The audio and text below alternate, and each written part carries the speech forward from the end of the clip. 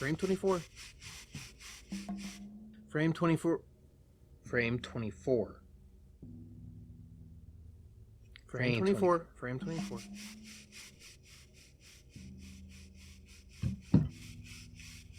Frame 24. Frame 24. Frame 24. Frame. Frame.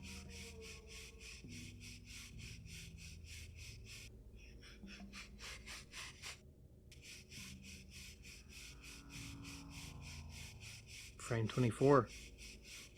Frame 24. Frame 24?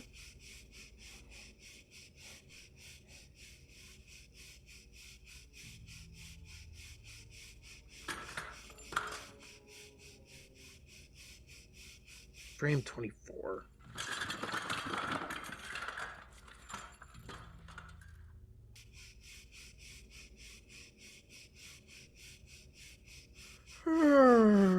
Frame 24. Frame 24. Frame 24. Frame 24. Frame 24. Frame 24. Frame 24. Frame 24. Frame 24. Frame 24. Frame 24.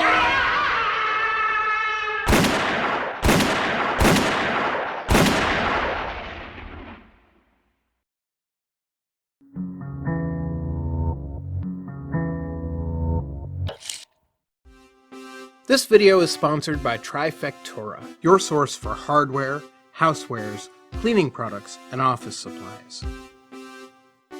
The Trident Reward Program offers more than just a 3% discount on select purchases of $200 or more. Sign up today and receive a free monthly newsletter filled with tips and tricks that will make you say, "Wow, I suck a little bit less maybe." Idiots. It's for you. But more importantly, a Trident Reward membership confers that most important benefit of all, status. You will look so friggin' cool with this membership card in your wallet. Oh, this? That's just my Trident Reward card, biatch. Look at that subtle off-white coloring. The tasteful thickness of it. Oh my god. Sign up today at www.trifect. After several months of heavily philosophical video topics, I was really looking forward to April's director. Sergio Leone practically invented what we think of as the modern Western, with its gritty, realistic portrayal of violence and complex, amoral characters. So when I popped in his debut feature film, 1961's Colossus of Rhodes, I had no idea what I was going to talk about. I was just anticipating a good time. Then, about 15 minutes in, this happened. Drink or you'll be beheaded.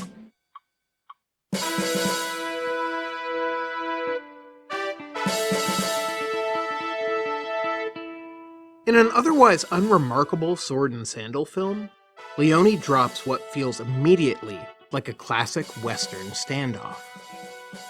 Or maybe I should say that every classic Western standoff feels like this scene, since Leone is generally credited with inventing the slow, balletic Western gunfight. I mean, all the hallmarks are there. Hardly a word is spoken, there's very little action. The drama plays out in the faces of the characters as they size each other up, seeking an opening. Tension mounts as the music climbs. We cut back and forth between the combatants with bated breath, sure that any moment, something will happen. Leone plays on our anticipation like an unfinished scale on a piano. We're desperate for the sequence to complete itself. And then it does, often violently for one or more of the participants.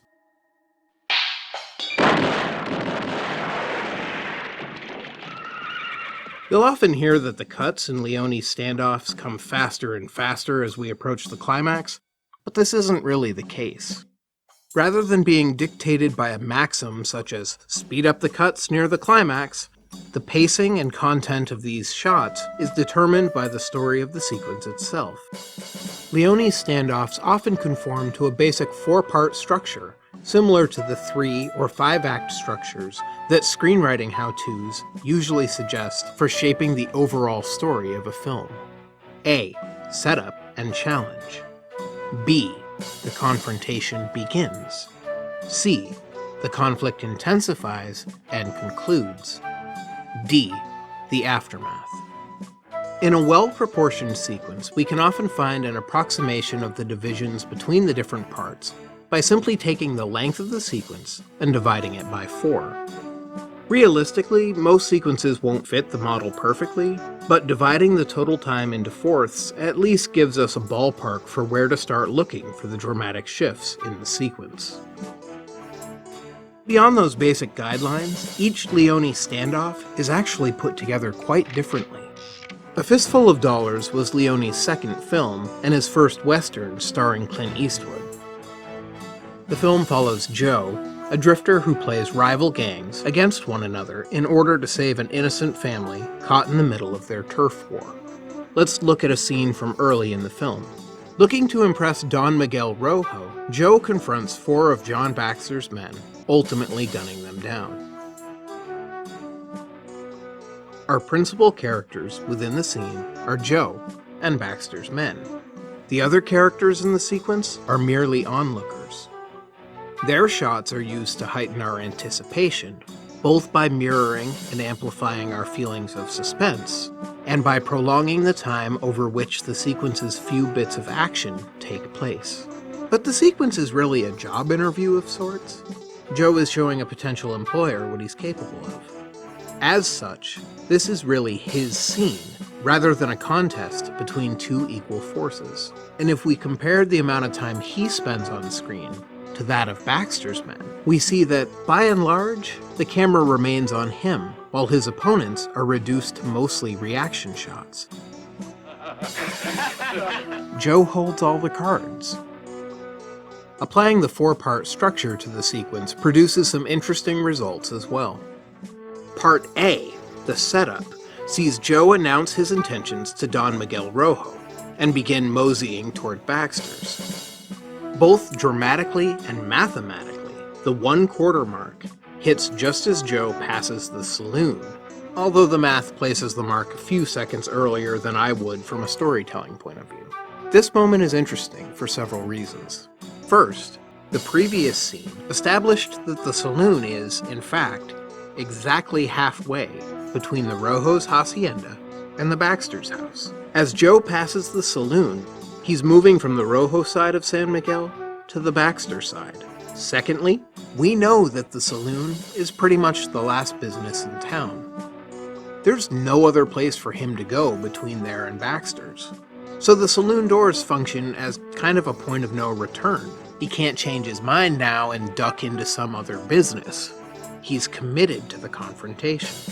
Finally, note that after Joe walks past the saloon, the camera zooms in on the saloon keeper. Leone often uses these kinds of abrupt camera changes to signal a change from one part of a sequence to another. In this case, the zoom kicks off Part B. The confrontation begins. Somewhat unusually for Leone, this part of the sequence is quite dialogue-heavy. Joe acts friendly, suggesting that Baxter's men should apologize for frightening his mule when he arrived in San Miguel, and they laugh and call him crazy. Mathematically, this section should end about 1 minute and 47 seconds into the sequence, but I would argue that, from a dramatic perspective, the halfway point of the sequence actually comes about 10 seconds later. Baxter's men continue to laugh, and then... Notice that this shot is completely different from all the shots of Joe that we've seen so far. Again, an abrupt camera change signals a shift in the story. Moreover, the new camera angle sees us cutting abruptly into a close-up of Clint Eastwood's scowling face, a shot which just inherently signals danger. It's on now. Part C contains the expected wordless, tense tableau of sweaty faces and hands slowly reaching for .45s, and it ends in a lightning-quick pistol draw and 4 dead Baxters. In Part D, the aftermath, John Baxter himself arrives, all bluster and no follow-through. Notice that despite Baxter having most of the lines here, the camera is still primarily interested in Joe.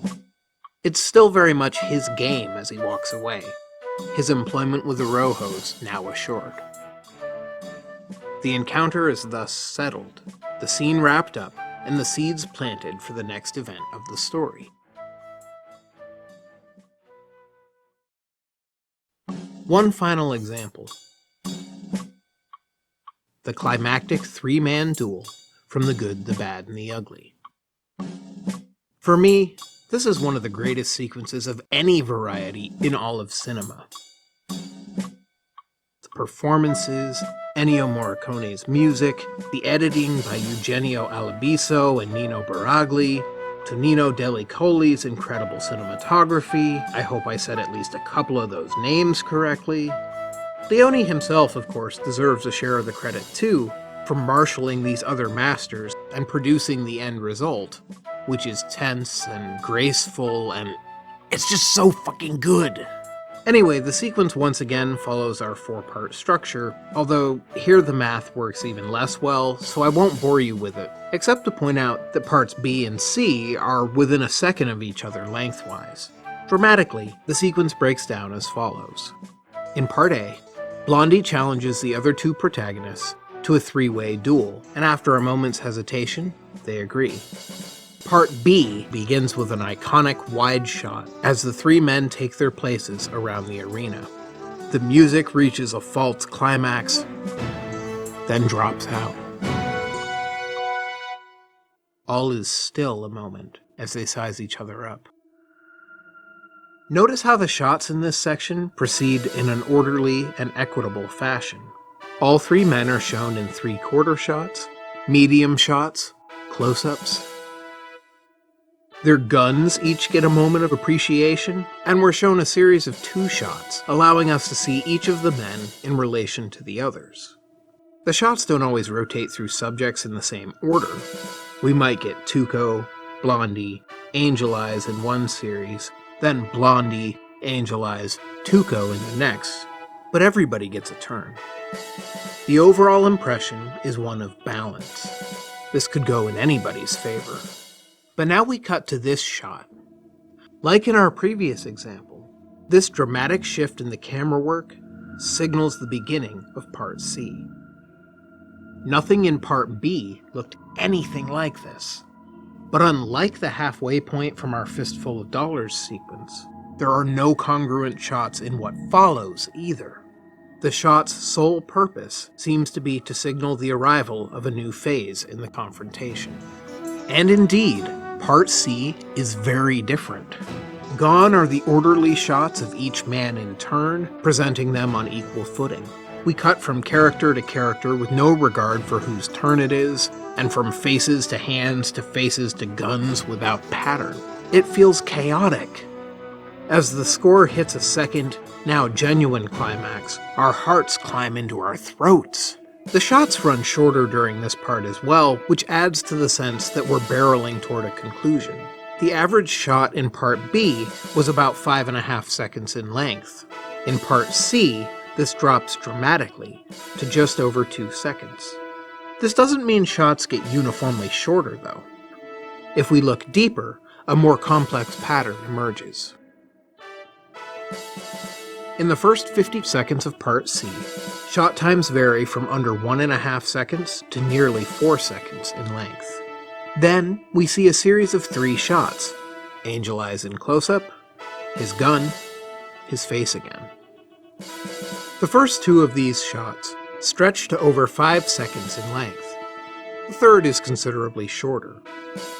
We then cut to Blondie, then Tuco. We return to Angel Eyes for a second 3-shot series. His face, his gun, his face.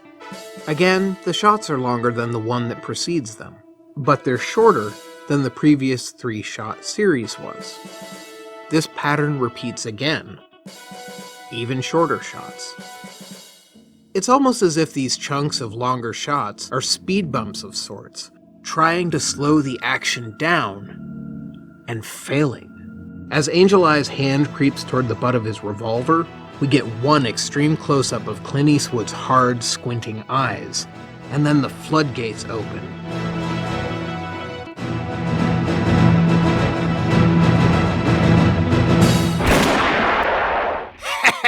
Oh, yes!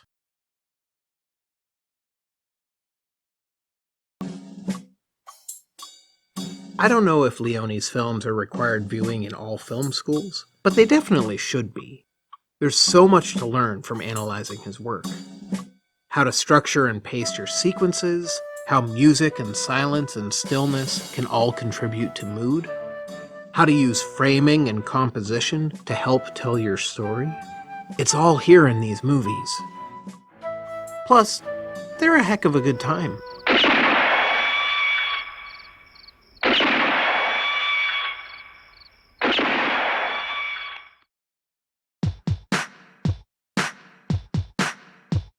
Hey, film dorks. Thanks for sitting through to the end of that one. I hope you found my dissection of Leone's standoff sequences at least thought-provoking.